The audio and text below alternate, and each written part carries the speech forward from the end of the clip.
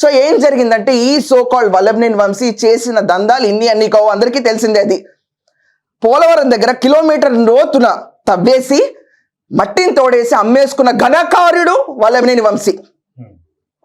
సత్యవర్ధన్ని కొట్టడం ఇంకొక ఇష్యూ, జైలుకి వెళ్ళింది.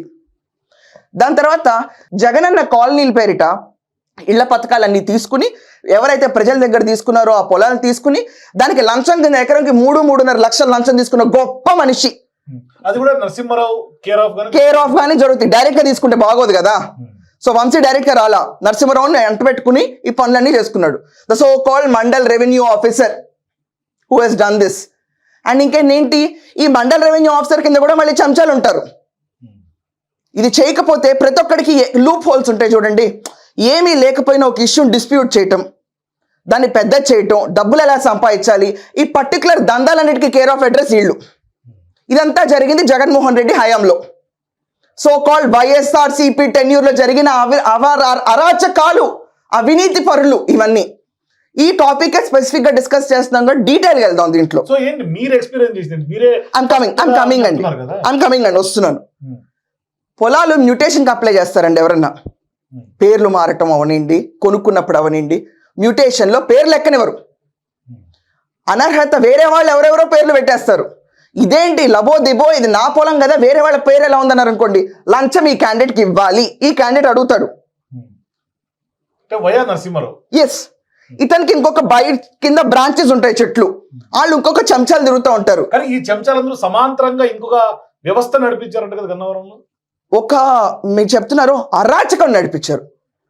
ఒక లేడీస్ని జెంట్స్ని పిచ్చి పిచ్చిగా ఆడుకున్నారు. ఏంటంటే ప్రతి ఒక్కటి మనకి మీ భూమి పోర్టల్ అని ఒకటి ఉంటుంది. దట్ షోస్ మీరు ఎన్ని ఎకరాల పొలం మీ కింద ఉందని. రెడ్ మార్క్ వేసేస్తారు దాంట్లో.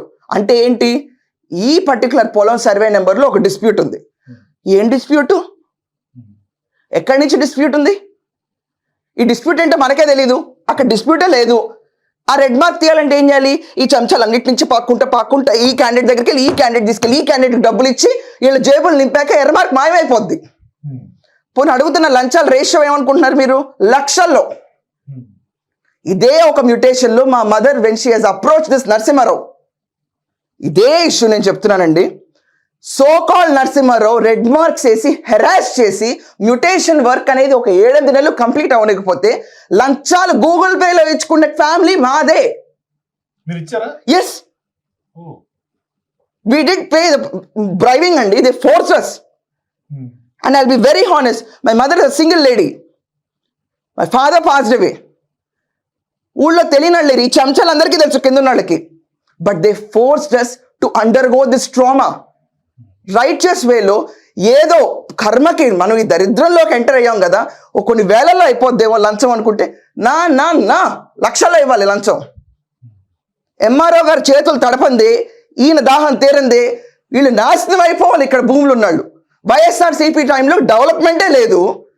భూమి రేట్లు 3 కోట్లు 5 కోట్లు అనుకుని ప్రతి ఒక్కరు కొంచెం అమ్ముకుని బాగుపడదాం అన్న రేషియోలో వెళ్తే అక్కడ భూమి వాల్యూ 50 లక్షలు కూడా ఉండదు.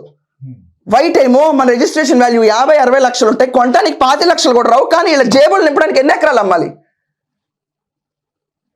ఇంత దౌర్జన్యం ఈ నరసింహారావుది.